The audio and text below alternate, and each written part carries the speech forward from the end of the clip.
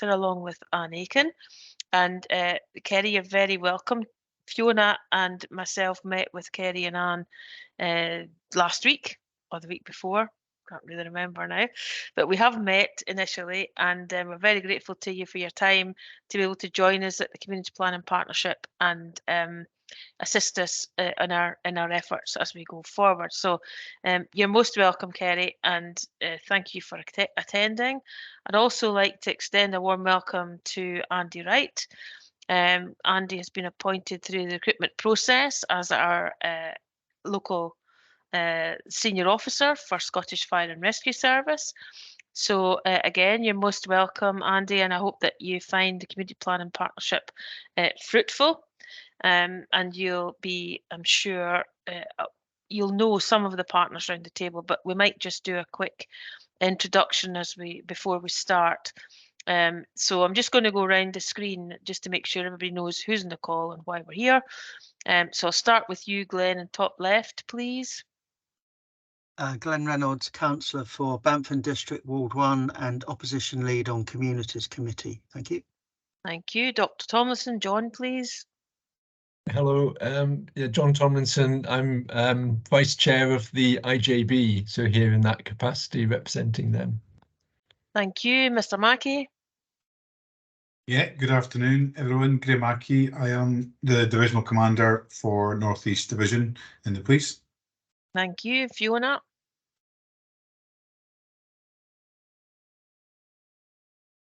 Got enough. Fiona McCallum, Business Strategy Manager with Aberdeenshire Council. Thank you. Rob.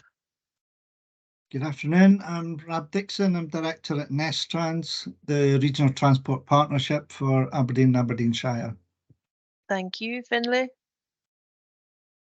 Hi, I'm Finlay Campbell. I'm the Corporate Policy Officer for Community Planning with Aberdeenshire Council. Thank you. Sue. I'm Sue Lawrence. I'm an Operations Manager with Nature Scott in our North team. Thank you. I don't know, have you been with us before, Sue?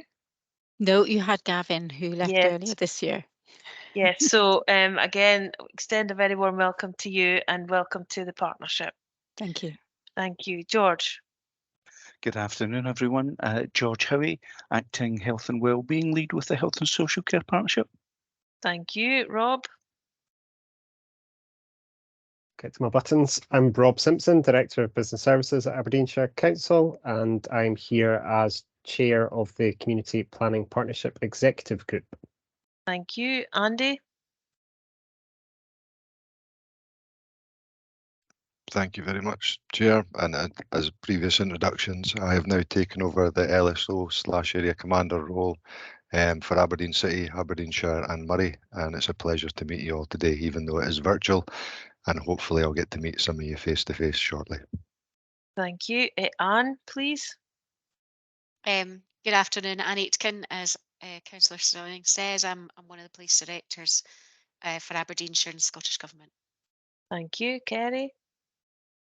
Thank you. Hi, everyone. As Councillor Sterling said, I am also Police Director from the Scottish Government for Aberdeenshire Council, and thank you for the warm welcome. Much appreciated. Thank you. Jim. I'm Jim Savage, Chief Executive of Aberdeenshire Council. Good to see everyone here this afternoon. Thank you. Amanda.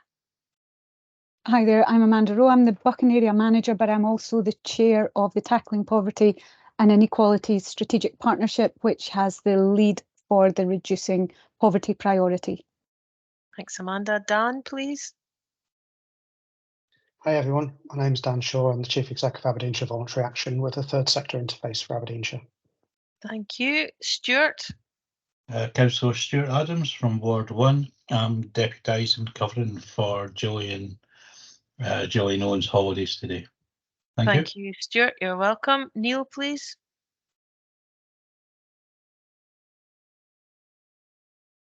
Sorry, just get my buttons there. It's Councillor Neil Bailey, Ward 11, Inverurie District. I'm also on Communities Committee. Kate, please. Good afternoon, everyone. Kate Bond, Head of Customer and Digital Services, and Community Planning comes within my remit. Thank you, Kate. Now, the screen's been jumping around a little bit, but please just go, Susan, you disappeared off one side and came onto the other. So apologies. Susan, please Hi, Susan Webb, Director of Public Health. Okay, thank you very much. Have I invited everyone to introduce themselves? If not, just say so now, please. That's fine. Thank you very much. So thanks very much for the time you took to do that. I think that's always very helpful. Finlay, you've got a number of apologies. Could you just go through them, please? Yep, so I've got apologies from Professor Caroline Hiscox, NHS Grampian, and the Vice Chair of Aberdeenshire CPP Board, Angela Keith, Aberdeenshire Council, Councillor Gillian Owen.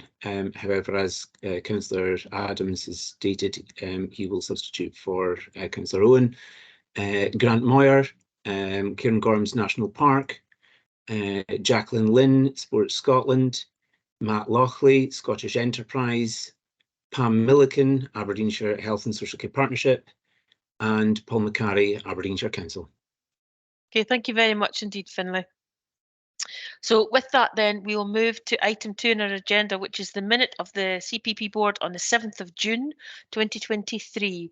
Can I ask those who are present if that's a correct note of the meeting, please? If you indicate if you have any issues you wish to raise. No, so that is agreed and approved. Any particular items that's not on the agenda anyone wishes to flag up at this point? No. Okay, so those minutes are approved. Thank you very much indeed for that. Item 2.1 in our agenda is the action sheet, and that's on page 7 of your pack. There are a number of actions there, which I will ask Fiona if there are anything in particular you wish to flag up. Some of them have been completed, so they will move to the completed section, but there are quite a number still in progress, Fiona. So I would appreciate it if we can try and move some of those between now and the next meeting, because I think we're carrying too many in progress items. Fiona, is there anything you'd like to comment on? Thank you, Chair. Yes, there are a number of in-progress items. Some of these are on the agenda today and should be completed either following today's meeting or certainly following the December meeting. There are a few with updates, for example, the police strategy. And once that's been to Aberdeenshire Council, I can see that a lot of the actions that are currently in progress will be closed off, but we can certainly move to get the majority of these closed off either following this meeting or in December. Yes, please. I'd appreciate that, please, because some of these have been around for some time. So I'd like to see these being moved off and completed. I don't want to carry all these actions for much longer. So I do think we need to have clear indications by the next meeting exactly where we are. So with all the lead folks that are listed on here, please be mindful and try and complete your action before the next meeting, and let Finlay and Fiona know. Any questions on the action log? No, I don't see anything. So again, that's an action from the action log, Finlay, that lead officers have been asked to complete where possible and to move the timelines up to make sure we can move these along in good time. Thank you very much. Item 3 is a verbal update from the Chair of the Executive, and I'll invite Rob, please, to update us on the work of the Executive since the last meeting. Thank you, Rob. Thank you, Chair. At the last meeting on the 30th of August, we had the standing items, the Deloitte lead reports which came into the meeting. The meeting itself mainly focused on the relationship between community planning and community safety, and how the police strategy will impact that as we move forward. So that is on your agenda today. It is item 10, I think, on the agenda today. So there'll be a discussion around that today as well. But the general consensus very much that the update reports continue to go to the board, so continue to come in here. Timing to be discussed around that, and discussion had around how it reports into the executive group as well. So operational activity focused into the executive and having the discussions around that. The executive also considered the LOIP annual report on locality plans. We agreed the approach to stop locality plans in Bamford McDuff and Fraserburgh. There are other pieces of particular work going on specifically within Fraserburgh, and to continue with locality plan for Peterhead. Again, that is on today's agenda. Discussion around future ways of working for the executive to take account of requests from the board around linking up on priorities of different partners to ensure that we have a joined up approach as well as better data sharing across that partnership.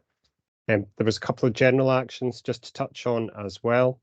We discussed the approach to supporting mental health and wellbeing and how that works across partners, how we can perhaps work more closely and better across the partnership in that regard. So I will be having a discussion with Keith Anderson from AVA around what we can do around that and how we can support that work going forwards. Keith very kindly offered to potentially take up a lead on that, but as I say, we'll have a further discussion to look at what that looks like and what that may mean, but hopefully something for all partners to become involved with around that. Last item of note, we looked at the work programme for the executive and we proposed focus sessions on different topics every 6 weeks, which will have a different lead from across the partnership. So that will rotate over time and there will be very focused discussions. And we're going to look at that programme of activity.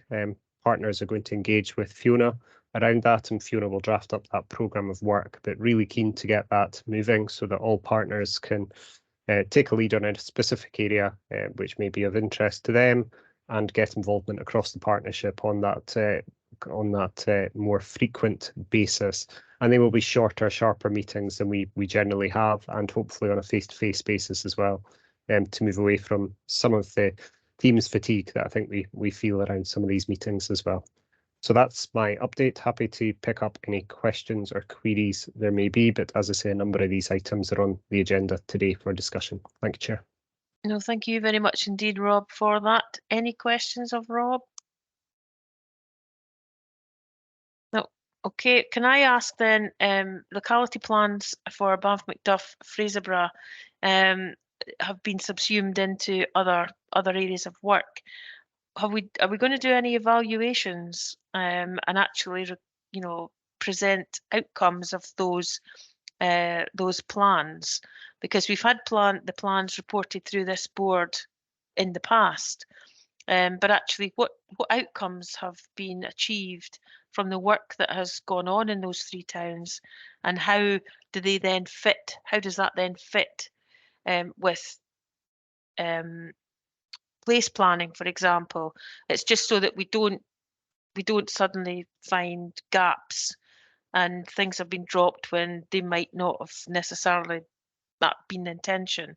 So are we assured, or can we be assured as a board, that those evaluations are being worked on and or have been done, and that actually the transition is fulsome? Just come in, Rob. Yeah, thank you, Chair. My take would be we absolutely need to value the outcomes and the outputs from the work that has gone on to date, while subsuming that into the new pieces of work as we go forward. There shouldn't be any gaps or any drops within that. So I'm assured that that will be picked up as part of that process. And yeah, absolutely. Okay, thanks. And will the board be advised in either a briefing note or in some format, so that actually it's signed off? Because it's been something that's been reported through here. The Community Planning Partnership Board led on it over a number of years actually. So we need to I think to close it off, so that we're clear that the Peterhead locality plan is the plan that meets our statutory obligation, and how we then monitor that and how we are informed that that's on track. But maybe Fiona wants to come in, maybe. Thanks. Thank you, Chair. Yes, I'm going to touch on this in my locality planning report, which is later on the agenda. But also there will be another report coming back later on once we have the place strategy and those further development of place plans. But I will touch on this in the locality plan report later in the agenda. Okay, but I'm happy to leave it with yourself and officers, but it's a different piece of work, Fiona. It's that evaluation of outcomes and that sign off. If we're going to make the decision to go with the one locality plan, I think we need to formalise that and see what the work has achieved and where there might be areas that we need to perhaps be aware of that need to be continued or whatever. But I think that needs to be done before we actually just say, well, we're dropping them now. Agree. Okay, and happy to leave it with yourself and Rob. Okay, to take forward, because we need to complete that piece of work. And do any of the partners have any views on the move to the focus groups rather than what's been formally or what's been normally done? Again, do you think it'll assist participation and or focus on areas that you can lead on and drive forward? One of any of the partners that are represented in the executive have any views on that? Just out of interest.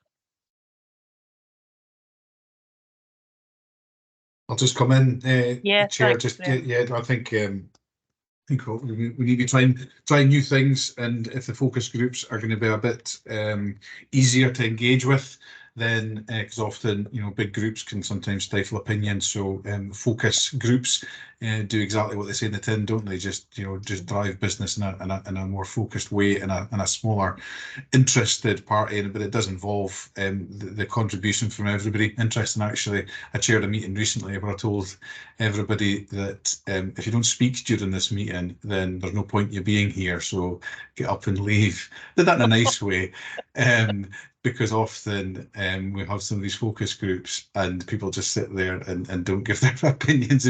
Trust me, Chair, it was done in a very loving, supportive way. It genuinely was, but I think if we can get that through the focus groups as well, it's really important.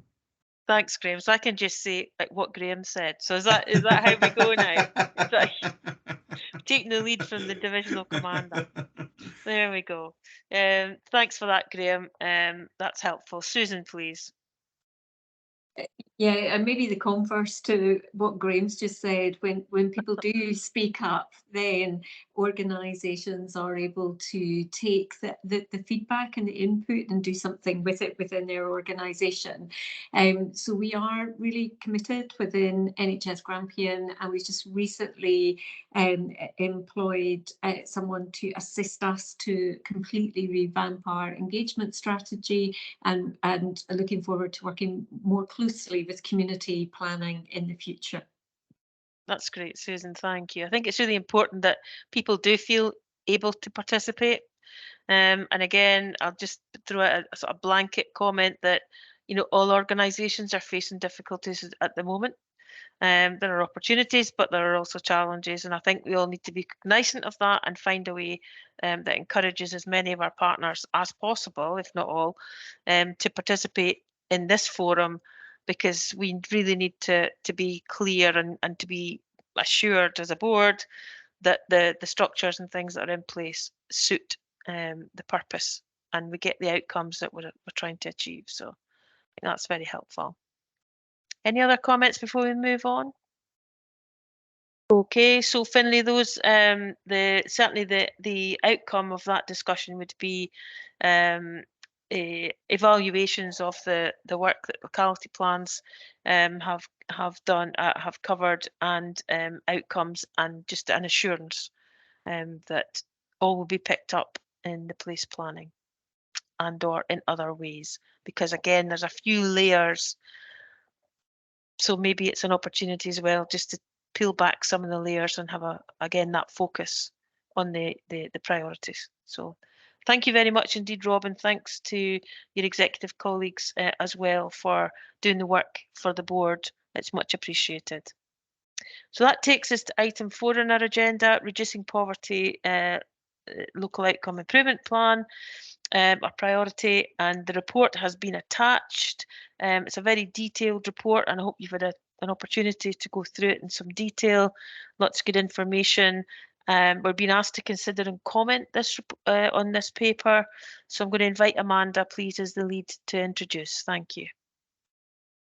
Thank you, Chair, and thank you for letting me update you on this particular priority. You'll see in the report that I've highlighted some of our key achievements over the past couple of months. I would just do a further update on some of those. So we have done a submission of expression of interest in relation to the Cash First Fund and the Child Poverty Accelerator Fund. And I can confirm that our expression of interest into the Cash First Fund was accepted, and we have just submitted our fully worked up proposal, which is seeking funding to support a coordinator who would compile data and outcomes, raise awareness, improve communications and that sort of thing.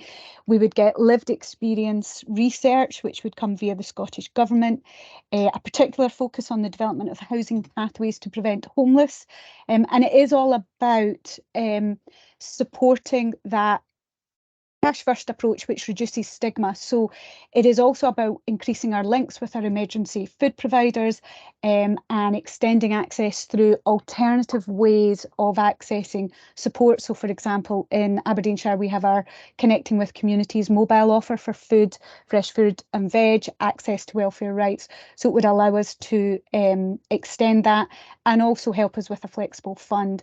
One of the reasons we were really keen to be a partner, there will be 8 partners across Scotland, but we are really supportive of that ambition coming from the Scottish Government, but it is also coming from some of our key partners.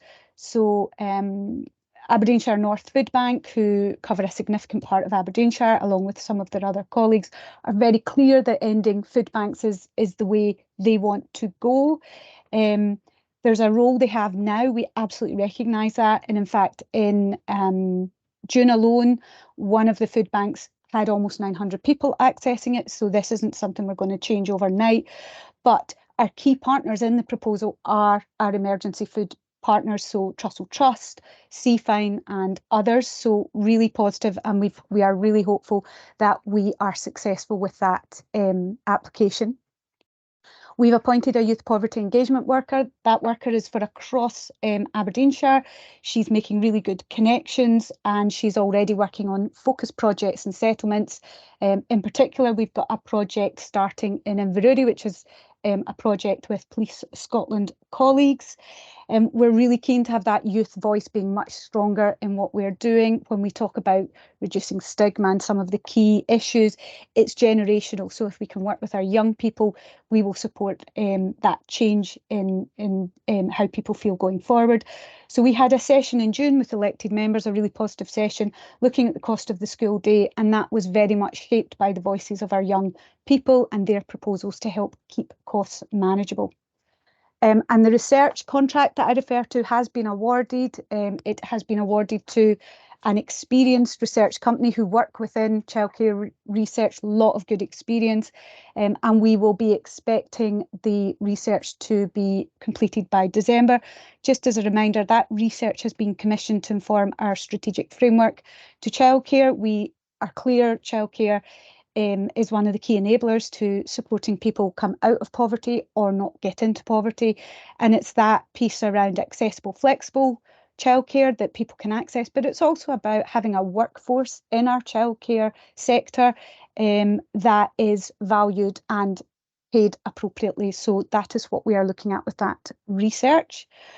In terms of the key ask of the board, I've attached our local action report. That's a report that we have a statutory duty to produce every year. We produce it with colleagues in health, but it is a full community planning partnership approach.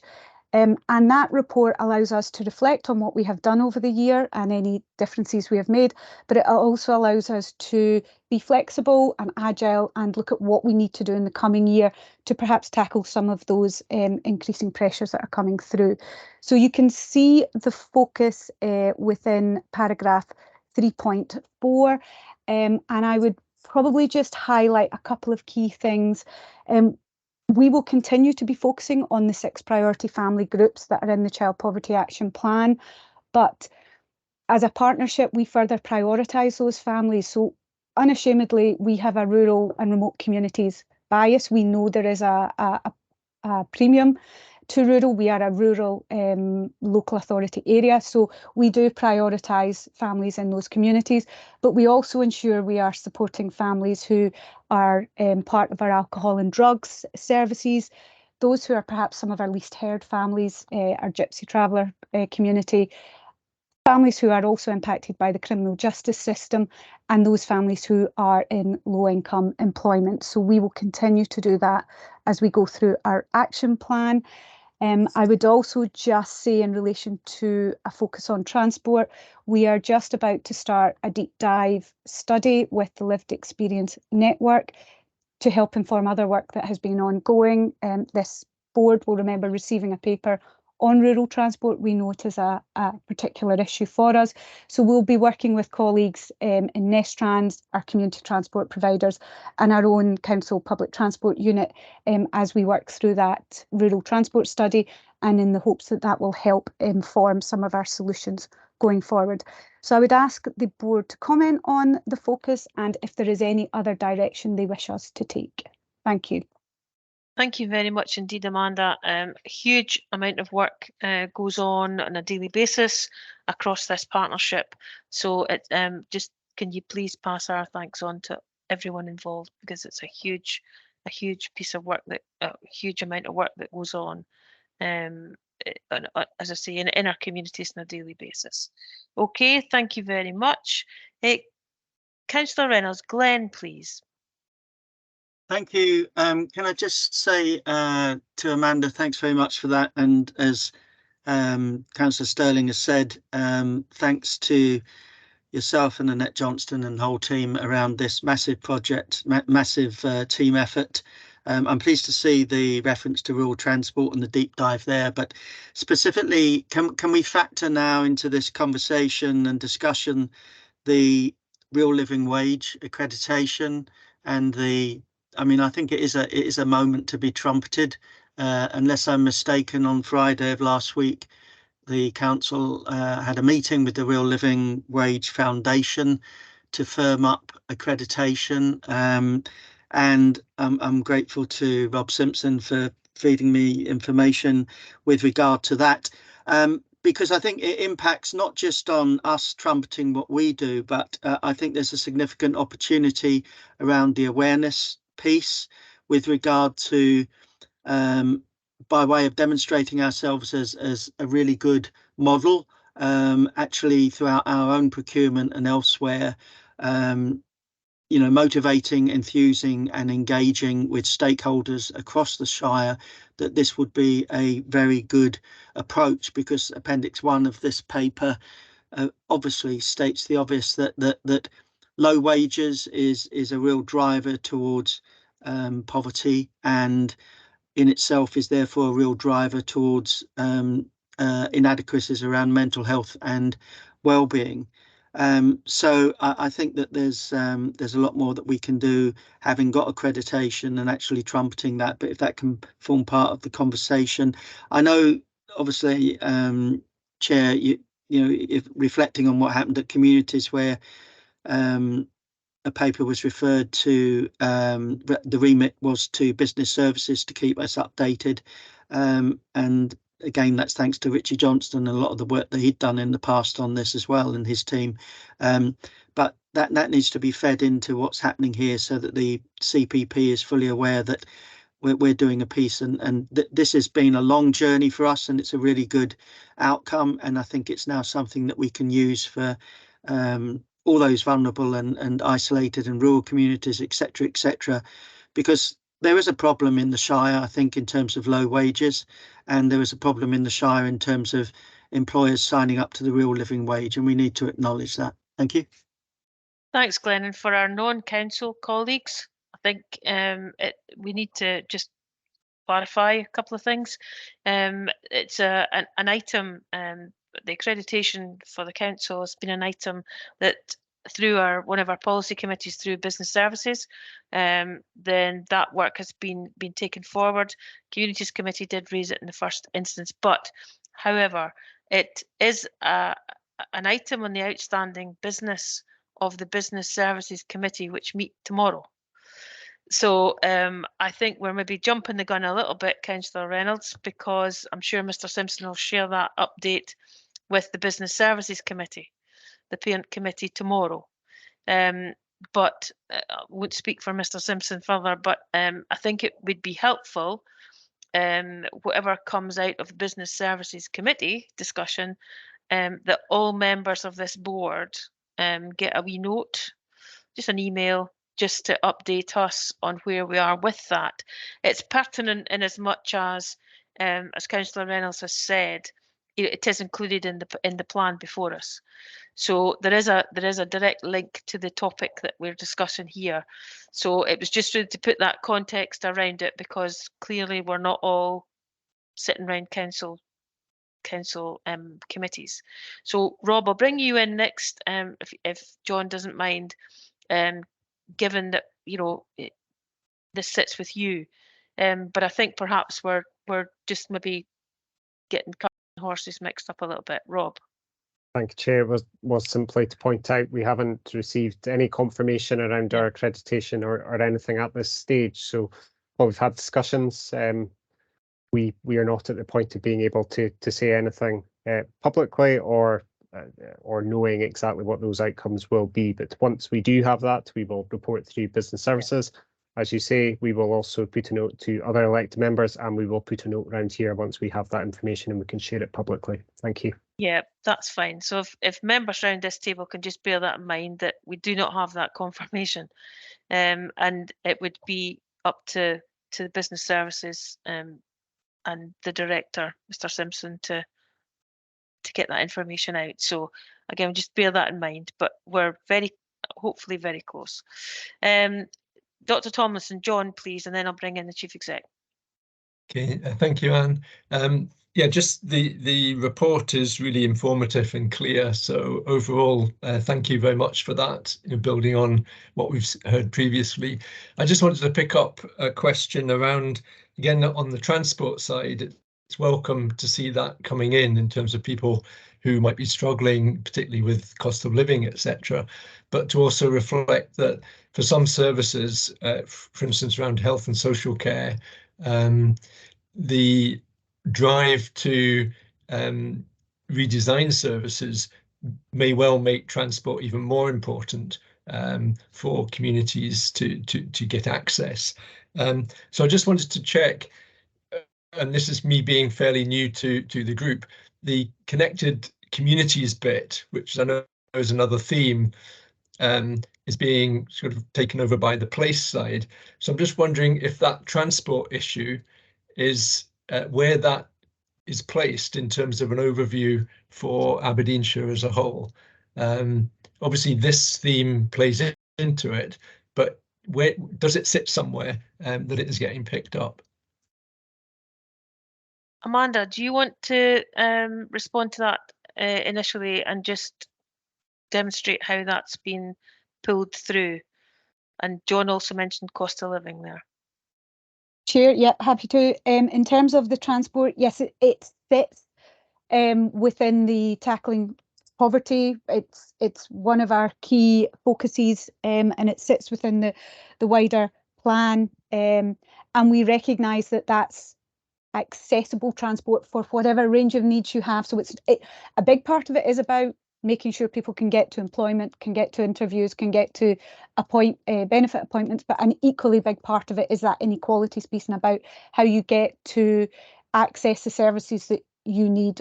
So absolutely agree, health and social care are a big part of that, and they are round the table. So they're round the table both in terms of the Tackling Poverty and Inequalities Strategic Partnership, but they're also very key around our local community planning groups, where a lot of this work is focused. So looking at those more localised solutions that are needed in those communities who will experience their challenges with transport in a different way. So it does have that link into the place plans as well. And I think we've certainly through the locality plans, as we've been talking about them, we've been clear that where transport has been a factor in locality plans and our community plans, as we make that transition to place, we can't lose sight of that. But transport, I think, is such an enabler for a number of things. It does have a bit of it has cross-cutting wherever we go, but perhaps also Rab can comment from that Nestrans, because I know Nestrans are very strong in our various partnerships as well. In terms of the cost of living, John, my apologies. Having done all that in transport, I've now forgotten what the cost of living piece was. No, I was just reflecting that heightens the issue of transport for some. Okay. In terms of access might be there physically to a service, but they can't use it. The affordability. So it was less that point. So I'm happy with the reply, and it provides me with clarity on where to look for the assurance around that. So thank you very much. But the cost of living, there used to be a corporate group which Rob led in the council, and that has now been moved and taken into the Tackling Poverty and Inequality Strategic Partnership. So we've merged those two things. So that's all now in the one place, John, as well. Thank you.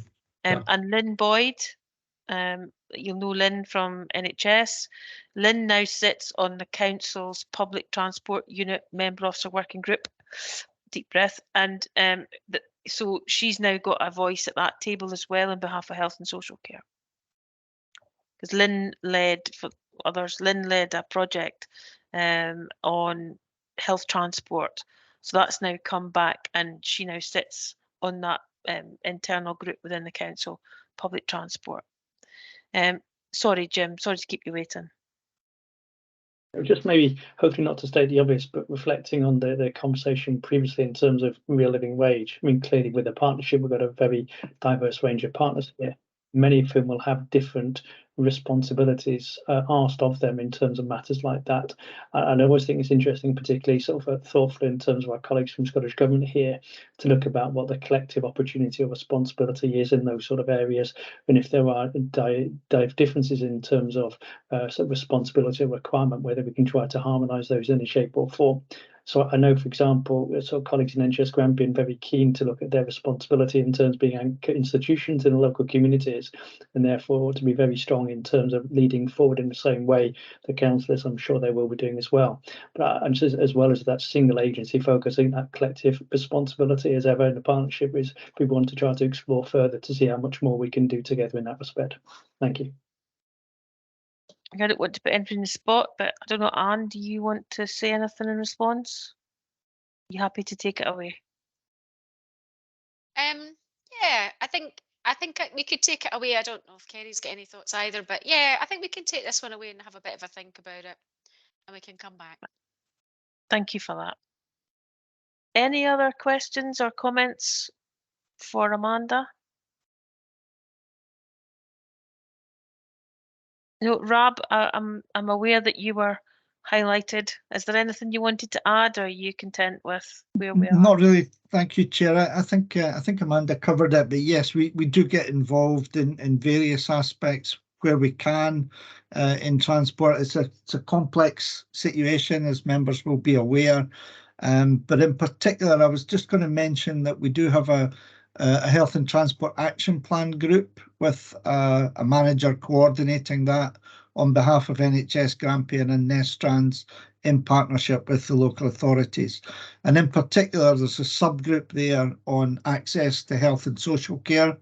So if John's not been involved in that previously, it's maybe something that we could pick up away from this meeting. But yeah, there's a lot goes on, and we'll feed that in through Amanda as appropriate. Thank you.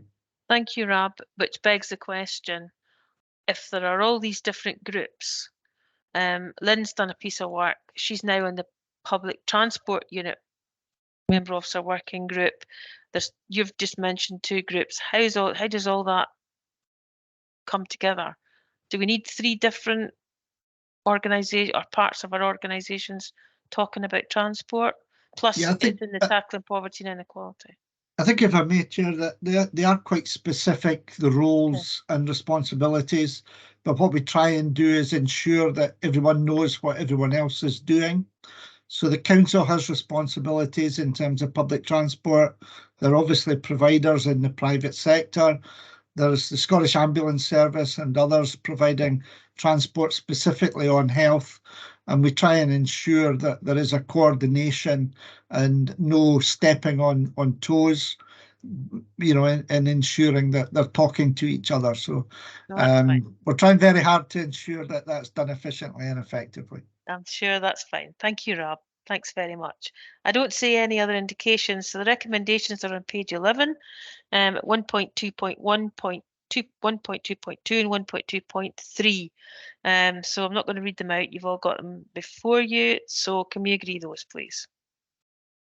Okay, and thank you very much indeed, Amanda. And again, please pass on our thanks for all the work that goes on and is going on a daily basis. It's much appreciated. That takes us then to item 5, which is the Health and Wellbeing LOIP update report. And we've got George Howie here and Dan Shaw, who are our leads on that particular LOIP. So, George, would you like to introduce first? Thank you. Yes, indeed. Thank you, Chair. Yes, no, I'm happy to provide an update on the Health Eating Active Living strand of the Health and Wellbeing LOIP priority, and Dan will provide the update on the mental health and wellbeing strand, actually. Many of you will be very familiar with our approach to the HEAL agenda within Aberdeenshire. We've tried to adopt an evidence-informed whole systems approach to the HEAL agenda, which has enabled us, I think, to enhance our focus on some of the more complex challenges that are part of that agenda, including some of the kind of structural environmental changes that perhaps require to be made and will support change longer term, and perhaps less of a focus on individual behaviour change. Drawing your attention to 3.1 in the paper, just a reminder that at the end of last year, the HEAL Strategic Planning Group agreed an action plan and an action monitoring framework. The action plan consists of 4 high-level strategic priorities, and those are highlighted just at the end of 3.1 in your paper there, actually. And we have a series of 35 actions over those 5 key strategic priorities. So it's a big agenda, actually. We've had the action plan in place since the end of last year, so 9 or 10 months now, but starting to kind of make some progress in terms of that agenda moving forward. If I can draw your attention to 3.2 in your paper, along with the action monitoring framework itself, actually, that provides a bit of a flavour of some of the current activity. And from that, you'll see that there are a wide range of partners supporting this agenda in Aberdeenshire. And I think it's useful for you to be aware of the range and type of activity that's in place. But I'm also aware, and building on some of the discussion earlier, increasingly aware that moving forward, you're really interested in the difference or the impact or the outcomes that we're achieving as a result of this work, which is absolutely kind of crucial. And moving forward, if I can draw your attention to 3.5 in the paper, what we're proposing to do as a strategic planning group is to make a bit of a change, which we think will be beneficial to us as a strategic planning group in terms of giving us greater oversight of those 35 actions across the kind of 5 key priorities, and will ultimately help support us in providing more detailed reporting to you as a board in terms of the impact and the outcomes that have been achieved, actually. So we're aiming to create 4 subgroups of the HEAL Strategic Planning Group, one of which will oversee and provide oversight of the actions for one of the 4 key strategic themes.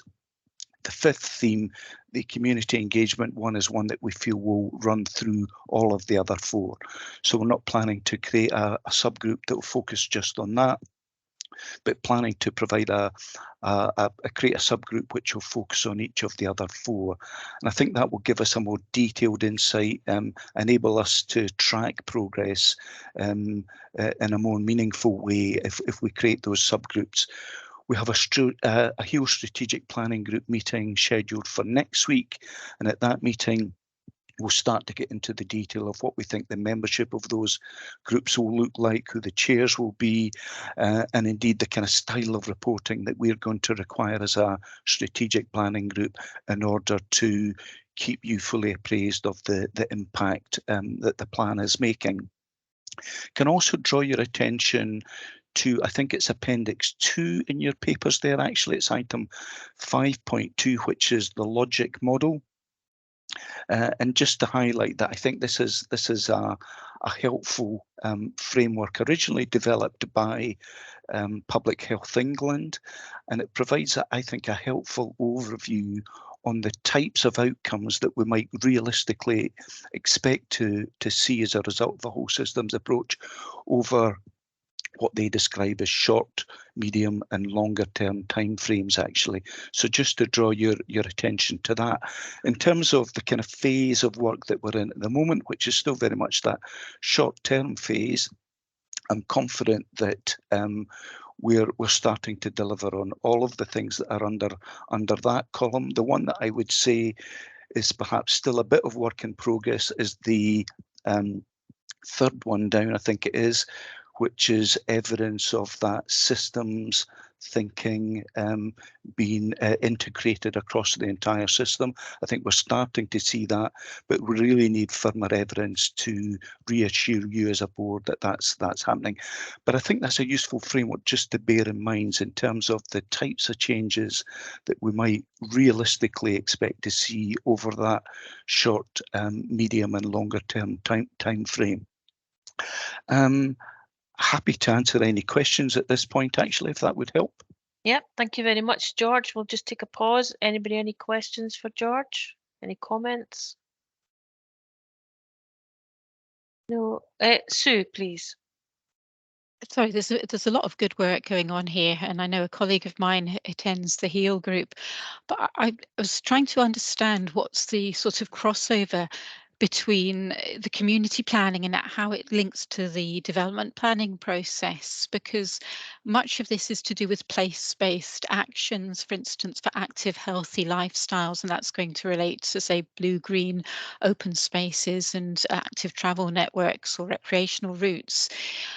So I was just curious, what's the link between the two processes? And I'm aware in saying that the council is putting together a whole series of topic papers at the moment, which is the evidence collating part of the process for the next development plan. So I wondered if there's some feed in from this process into that. Thank you, Sue. Yes, I think there is actually. I think that's one thing that's been very evident so far is the linkage between the various strands of the HEAL agenda and other agendas, not least of which would be the other strand of the health and wellbeing LOIT priority, the mental health and wellbeing strand as well, actually.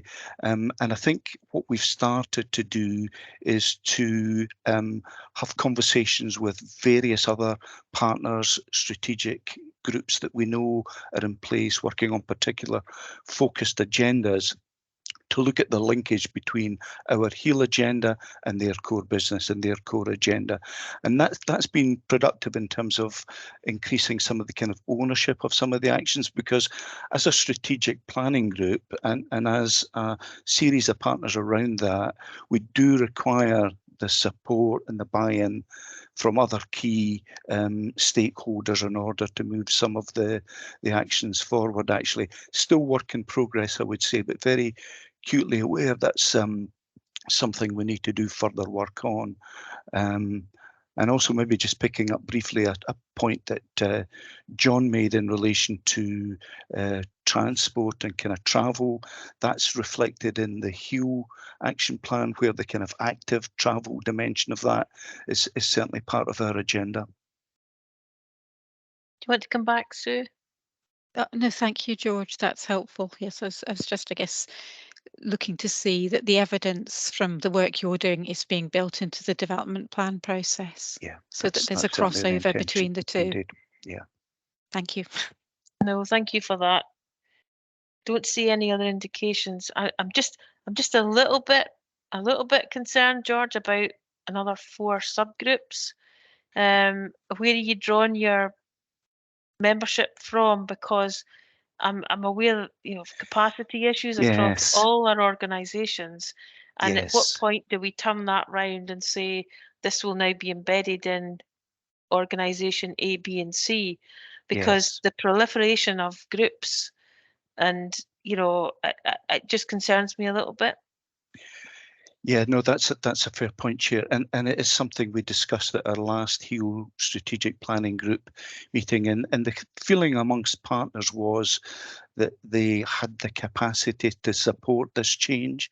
It would enable us to meet a bit less frequently as an overseeing or an overarching strategic planning group, and actually it would be the subgroups that would actually drive forward the actions in the agenda under each of the kind of key themes, with the strategic planning group providing the kind of oversight and support that might be needed to do that. So I think the feeling, I think we'll have to try it and see. I think it will definitely help us to move the agenda forward more quickly and get to that point where we can be reassured that the various actions are embedded as part of core business within partner organisations. So I think we're going to have to give it a try, I think, and see how it goes. Okay, well that's helpful, because that was kind of my next point, was just give it a go and see what happens. But I am really aware of the capacity within all of our teams there is none.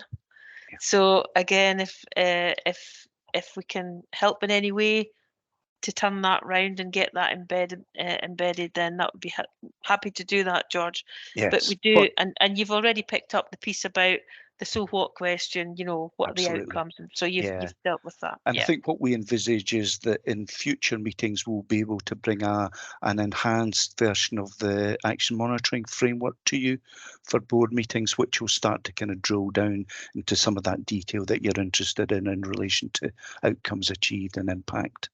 Nope, that's great, George. Thank you very much indeed for that. And I'll ask Dan now, please, if you'd like to take us through the mental health work stream, please. Thank you. Thank you very much, Chair. So split into two parts. Mind Your Mind, first of all.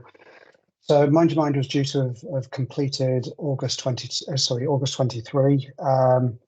And what's been agreed recently is that Ava will take on the management of that website to continue that resource and not lose the good work that's gone on there. So from a systems perspective, Ava will keep that website running and keep it in the forefront of minds. The steering group will continue to curate the content and draw on knowledge from across partners to be able to have that content up there. So that resource will continue. There is a pilot at the moment with Old Meldrum Academy around using that resource with young people and trying to look at how that potentially needs to be modified specifically for young people, but also how does that then link into different types of populations. So for young people, there is a pilot in place there at the moment, and obviously with review and feedback and evaluation, we'll then look at how that can roll out across different academies. Ultimately, the website is a first port of call for community type resources. So you'll see in there the booklets that are focused on resources that are available within the 6 localities across Aberdeenshire. So the constant review of that type of information, and we'll be adding more into those resources as well. So I just wanted to pick up on something from the previous meeting, where there's I guess a call from partners around that signposting of resources, and I would really encourage partners on the call and those who are not on the call today to start using that resource and really signpost their service users, but also their own staff towards that resource if they feel there's a need for support to be put in place. Moving on to the mental wellbeing LOIP, but still connecting back to the Mind Your Mind area. So where we're heading with the mental wellbeing LOIP at the moment is very aware that there's potential for duplication with Alice and the risk there. So with Alice, the risk with Alice is that it's a resource that's predominantly reliant on organisations uploading their own information, keeping that updated and making sure that it's there for communities to access. Whereas what we're trying to achieve is we're trying to take some of that risk out of having out-of-date information available for communities to access. So we've been working with Alice in terms of looking at their system and how to try to learn from the good practice that they've got in their system, but also take away that risk. So where we are at the moment is we're comparing and contrasting the data that from Alice to the data that Ava holds, which at the moment covers around about 1,600 organisations.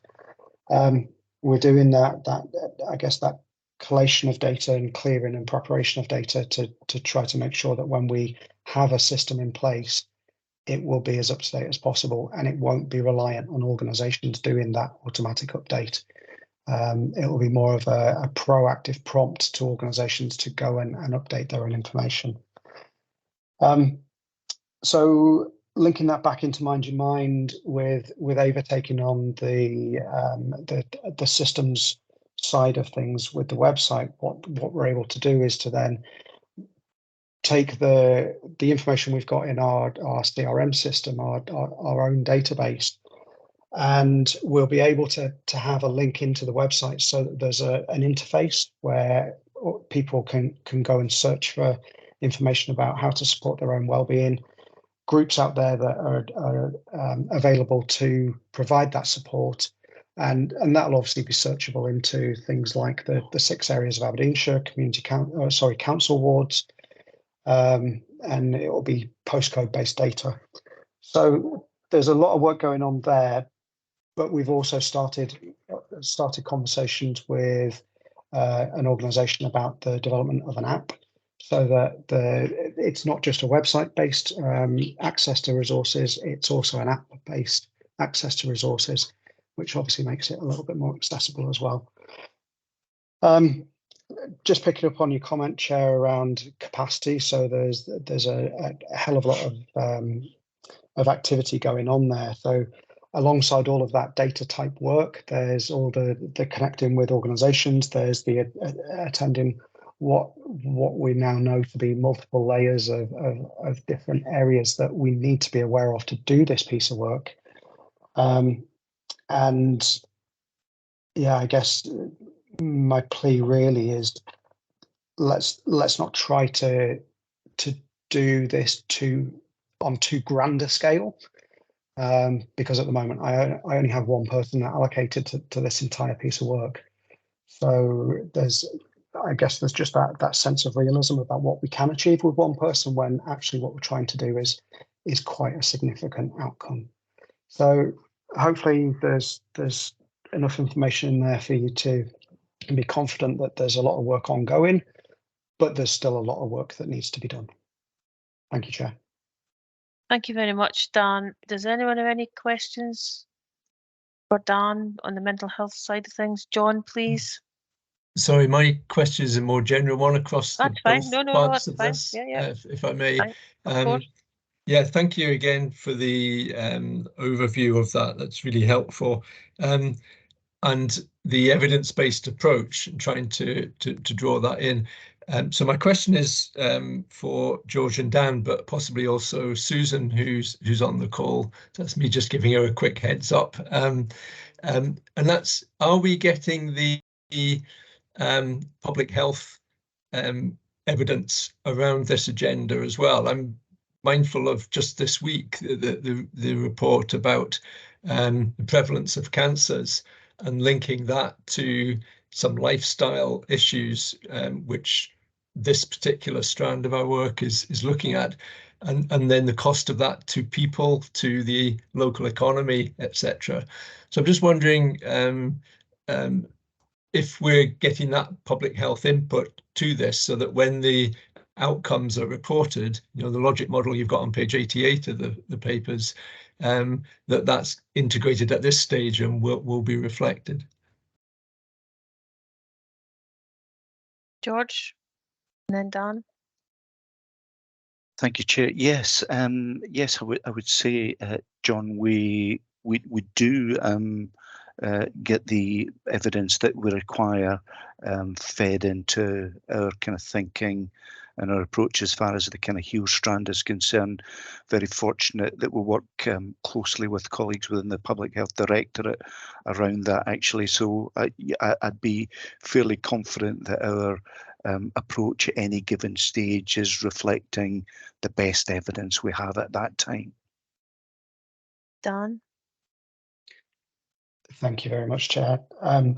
Yeah, so from a mental wellbeing perspective, we are engaging proactively with NHS Grampian and Health and Social Care around the public health debate, specifically looking at the mental health and wellbeing teams within both of those areas, so that we're learning as we go along in terms of understanding emergent needs and understanding the link from the services that are being delivered to how that's potentially landing in communities, but also where the gaps are, so that we can have a more of a holistic view on how to try and plug some of those gaps rather than just doing what we know is going on. It's also about identifying what additional needs there are and thinking about how those gaps can be plugged in the future. Okay, thank you. Anne, please.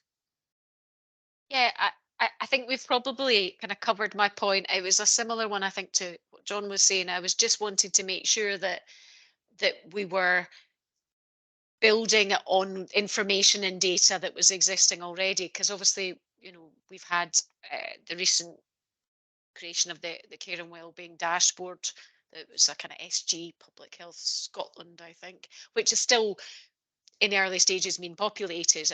But I'd also had a good conversation with Michael Kellett from Public Health Scotland in my place director role, who's very keen to make sure that we link in and they support the community planning partnerships with that public health piece. So yeah, it's probably already been covered. It was really just to make sure that we were using everything we had and not having to do any more work than we had to create this material.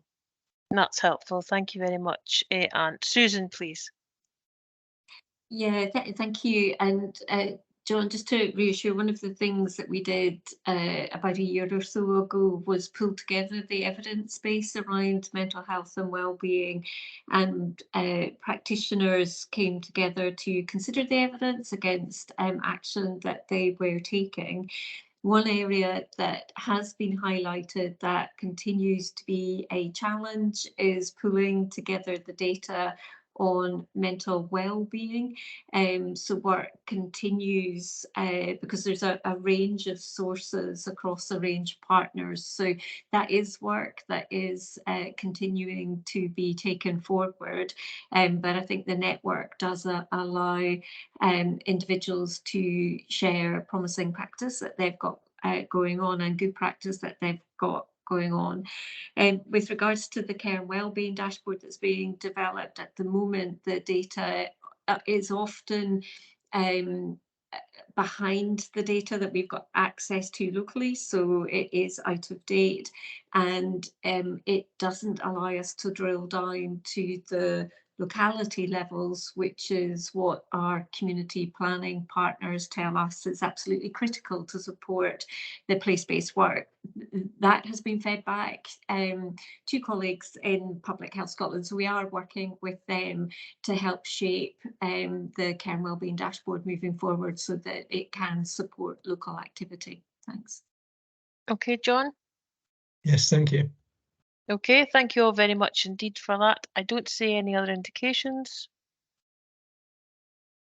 I think then, just to sum up, we've got George, you're going to come back to us with that further information around the outcomes versus the activity. So that's really helpful.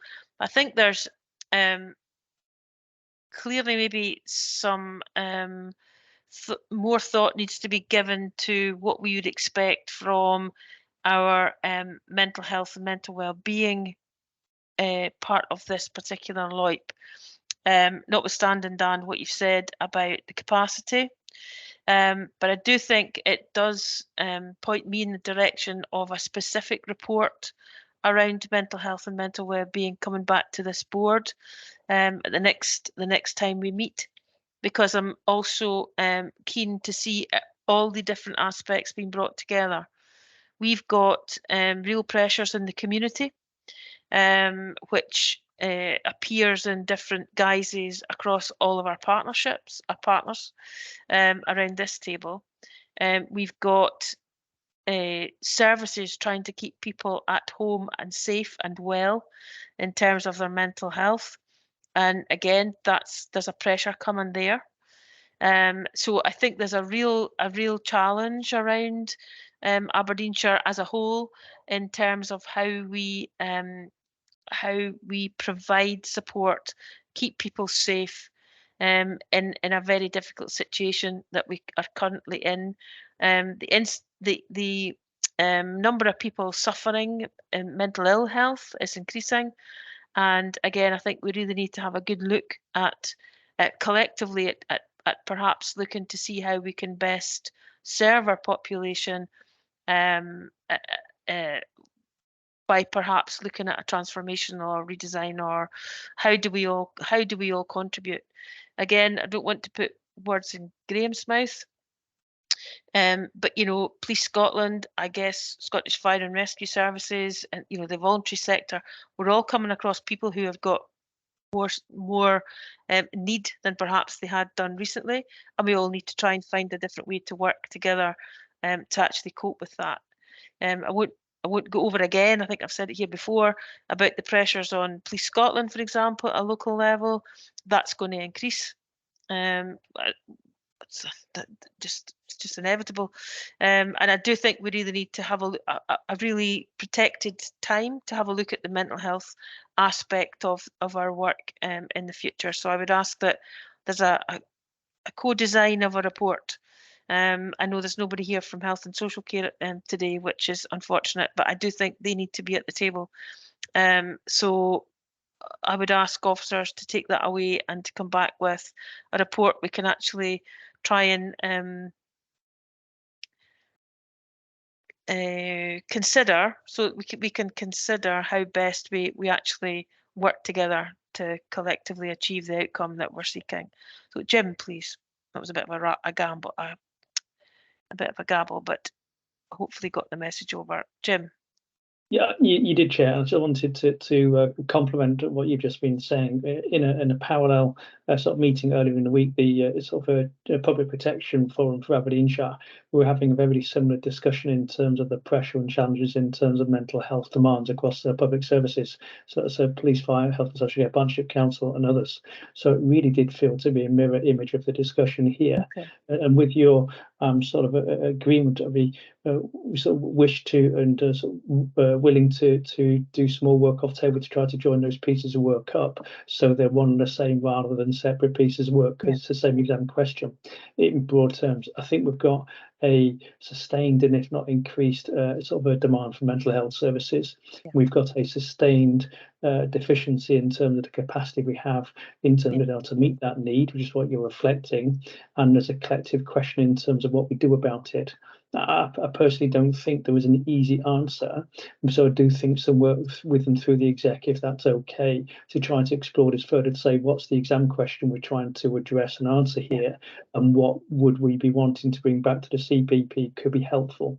So if I could do some work with the exec to try to frame a sort of that work and help develop it, so we're bringing back a meaningful report to the CPP with some focus and substance. If you're okay with that, we can then sort of align it so it's one piece of work. Thank you. No, 100%. I think that makes complete sense, because this is not going to it's not going to improve. The situation will not improve. So how do we best work together to try and make things better for the people in our communities, but also to ensure that we're all working in the same way and to the same end, and we're trying to stop duplication as well. So that would be really helpful. Thanks for that. Everybody happy with that? And again, thank you very much indeed for that, Dan, because it's just prompted a whole lot of different and you're not alone in having to produce a report. I hope you got that message as well. So it's a co-produced piece. So thank you very much for that. The recommendations then are to consider and comment on progress to date, to acknowledge and comment on monitoring the impact of HEAL on health outcomes as detailed at 3.4, but I would also suggest that within that recommendation, mental well-being as well is included. So thank you both, George and Dan, for that. Now, I'm aware of time and we're not sticking to Finley's plan. So we've got the final draft annual report before us. Again, a comprehensive document before us for approval. So we're being asked to consider, comment and approve, and then note that the Communities Committee and the Council did consider this and agree it last week. So Fiona, would you like to just give us a quick introduction, because we've got the paper here, and then I'll open for any questions or comments, please. Fiona, thank you.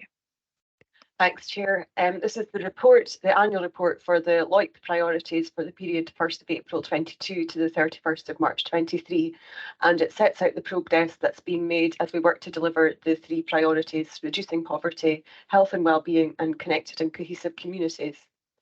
The report sets out the remit of the strategic lead groups that are responsible for delivering the priorities, the high-level outcomes, some of the projects and initiatives that have been delivered during the year, and importantly, the impact that our work is having on our communities. We've also set out our aims for 23-24, as well as some of the challenges that we've faced during the year. There are notable linkages across the 3 priorities, including cost of living and its far-reaching impacts on our communities and services, from mental well-being to the increasing cost of childcare, which is impacting on people's ability to find employment, an increased demand for all the services that we provide, including housing and support with managing finances, and significant issues around rural transport. Despite the challenges, we've seen successful projects, including the Vinery at Banff, which is a community space managed by Aberdeen Foyer. The Vinery provides opportunities for people to try new activities, develop confidence and learn life skills, improving health and well-being. The Healthy Eating Active Living strand of the health and wellbeing priority completed a valuable and informative community engagement programme involving community groups from across Aberdeenshire to find out what keeps people well and the challenges that they're facing. The engagement provided a wealth of insight, and an action plan has been co-produced that aims to create environments across Aberdeenshire that support people to make healthier choices about food and lead more active lives. Under the reducing poverty priority, Amanda spoke earlier about the Connecting with Communities project that supports locations within targeted areas which have limited food support and or transport links for accessing food. And over the past 12 months, they have supported 561 people, of which 232 are children. The aim of that initiative is to ensure that residents in more rural and remote locations can access fresh fruit and vegetables at low cost, and additionally receive good quality, fair share produce to ensure easier management of household budgets. Thank you very much, Chair, and happy to take any questions. Thank you very much, Fiona, and thank you for putting that report together. Again, a huge amount of work has gone into that too, so thank you for that. Any questions for Fiona? Glenn, please, Councillor Reynolds. Thank you, Chair, and thanks, Fiona, for that. I declare an interest because my question's about the Vinery, so I'm an observer on the board of Aberdeen Foyer. But the question about the Vinery in Banff, which is a huge and universally acknowledged success story, not just in and around Banff, but is frequently referred to other community councils and as an example of best practice in terms of the council's piece around that. I wanted to ask the almost inevitable question in light of what I've just said, and that is when an organisation like the Vinery becomes really excelling itself beyond expectations and beyond outcomes, how do you then perpetuate that success story by filtering out that into other areas around the you know, the towns or even the region, in order that it can still grow, if you like, into, because there's clearly a demand and a need that it addresses. But how do you perpetuate that in filtering the good that it can do within communities that into other projects, other arenas where they can be adequately resourced? Thanks.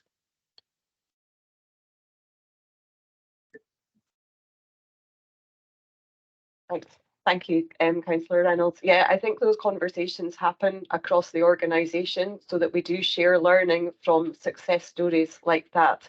I would be keen to speak more to Angela around this and make sure that those conversations are happening. But I think these do happen across the organisation and, of course, across the community planning partnership as well. But happy to take that away and do a bit of digging around that.